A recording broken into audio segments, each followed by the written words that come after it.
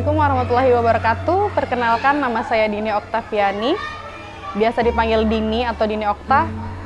Sebelum saya menjadi seorang guru, saya pernah menjadi duta wisata di 2015. Dulunya saya menjadi duta wisata The Best Presentation 2015. Nah, berjalannya dengan seiring waktu, saya terjun di dunia pendidikan karena memang latar belakang saya mengambil jurusan pendidikan dan ilmu keguruan, bahasa Inggris. Dan sebelumnya itu juga saya pernah mengajar di salah satu lembaga course di AEC, English Creative Course. Dan setelah itu pernah mengajar juga di SMA 1 di tahun 2016. Setelah itu di tahun 2017 saya bergabung di Madrasah Ibtidaiyah Asyauqi. Selang berjalannya waktu, 7 tahun kemudian, terpilihlah saya sebagai kepala sekolah di SMP Islam Tahfidzul Quran Asyauqi.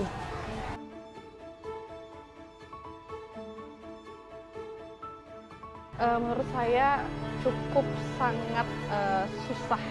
Kenapa? Kalau di duta wisata biasanya kita mempromosikan kebudayaan wisata yang ada di daerah kita, dan juga kita pasti menjadikan role model diri kita sendiri. Orang pasti melihat kita ini sebagai, wah ini duta nih, orang pasti memerhatikan kita. Tapi menjadi seorang leader di sekolah sendiri itu nggak semudah yang kita bayangkan. Ibaratkan, apalagi saya terpilihnya itu sebagai kepala sekolah yang bisa dibilang muda lah dari teman-teman yang ada di sekolah. Jadi ibaratkan menyatukan satu persepsi, satu karakter. Dalam satu sekolah pasti banyak manusianya juga dan bermacam-macam karakter yang kita temukan. Jadi ya ibaratkan yang harusnya kita tegas nggak bisa kita lakukan tuh kepada semua orang. Jadi satu-satu kita pahami karakter mereka. Karena saya juga lebih muda daripada mereka, jadi saya lebih menurunkan ego sih, supaya saya bisa match sama mereka, punya chemistry sebagai leader dan rekan kerja yang ada di sekolah, seperti itu.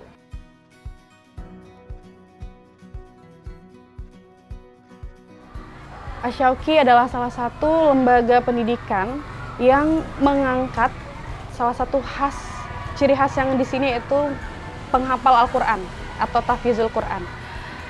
Jadi di sini yang diutamakan itu satu, tahfiznya, kedua, asmaul husnanya, istighosahnya, lalu ke akademi dan non akademinya. Jadi kalau di sekolah-sekolah negeri yang kita lihat itu mungkin dulunya tidak ada jam seperti jam keagamaan. Jam 7 itu kita kalau di sini udah asmaul husna, pembacaan asmaul husna, terus menghafal surah-surah 30 juz, lalu dilanjut lagi dengan tilawati. Selanjutnya lagi baru kita masuk ke jam pelajaran. Dan sesudah itu pun kita nggak langsung selesai aja. Biasanya juga di sini kita punya tahfiz eksklusif, yang mana memang murid-murid di sini dibuat atau dibentuk khusus buat bisa dikirim atau didelegasikan ke sekolah-sekolah yang memang khususnya diadakan seperti kegiatan perlombaan, atau memang untuk didelegasikan ke sekolah-sekolah yang memang harus mempunyai syarat-syarat penghafal Al-Quran, seperti itu.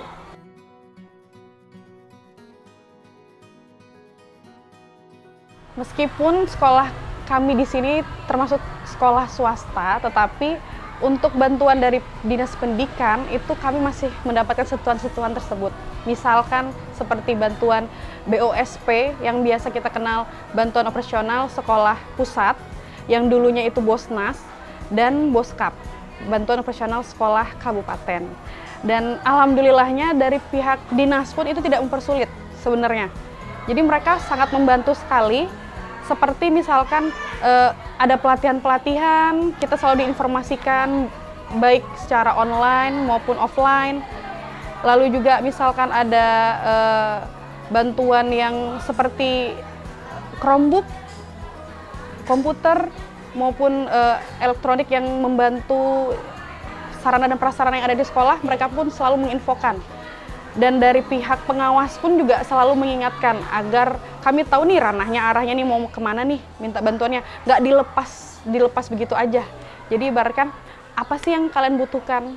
Semua itu disediakan oleh dinas.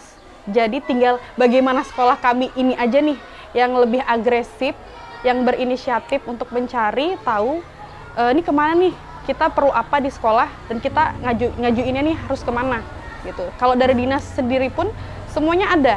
Tinggal bagaimana dari pihak sekolahnya yang kami kelola ini yang bisa tahu nih kita perlu apa dan gimana.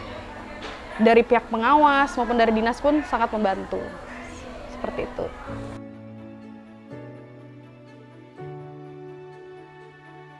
Untuk kurikulum yang kami lakukan, yang kami pakai di sekolah MI maupun SMP itu, kami memakai kurikulum Merdeka.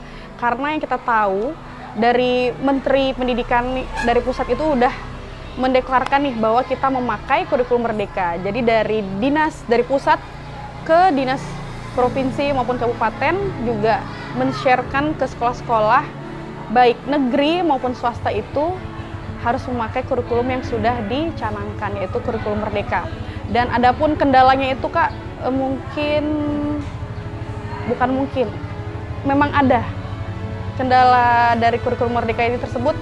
Seperti yang kita tahu, kurikulum sebelumnya ini menyamaratakan IQ anak-anak maupun yang IQ-nya itu rendah, menengah maupun yang tinggi. Kalau di kurikulum Merdeka ini enggak. Anak-anak yang mungkin notabene-nya susah menangkap pelajaran itu punya kriteria khusus.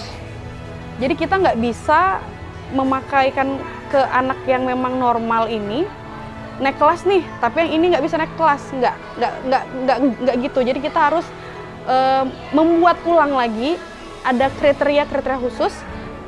Pun kalau dia tidak berhasil di akademik, dicari nih bakatnya apa. Seperti itu yang kami ketahui dari kurikulum Merdeka. Jadi kita nggak bisa membuat anak ini nggak bisa naik kelas. Jadi sesuai dengan kurikulum Merdeka, kita harus bisa mencari potensi anak ini di mana, dan nggak sembarang-sembarang lagi. Dan ini anak ini pun dikelompokkan. Mungkin kalau untuk membahas tentang kurikulum Merdeka itu luas banget. Kalau saya garis besarnya pakai kurikulum Merdeka ini, kita nggak bisa sembarangan lagi membuat anak ini tinggal kelas. Kita harus memikirkan, walaupun di akademiknya ini kurang, di non-akademik dia masih bisa dibantu, ya tetap harus dibantu, seperti itu.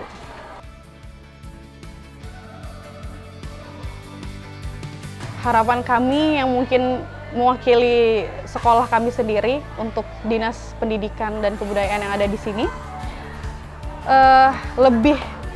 lebih lagi mengiringi kami, mendampingi kami dalam men-sharing atau menginfokan, memberi jalan kami untuk selalu mengajarkan kami nih gimana nih, ini punya suatu program kerja nih.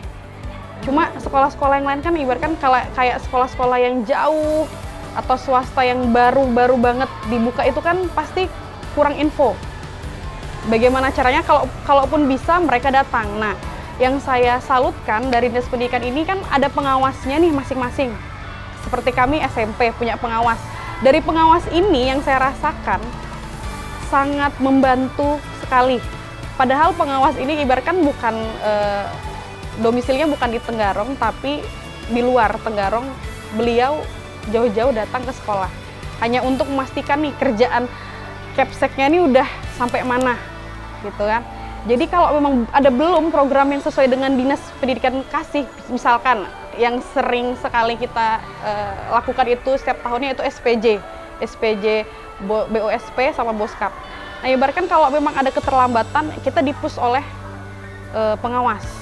Jadi kalau saya pribadi harapannya semoga dinas lebih kuat lagi, ibaratkan mempus kami-kami yang di bawah, Kepsek atau sekolah-sekolah swasta maupun negeri, dan mempermudah jalan kami nih untuk menyelesaikan suatu program ataupun mendapat bantuan.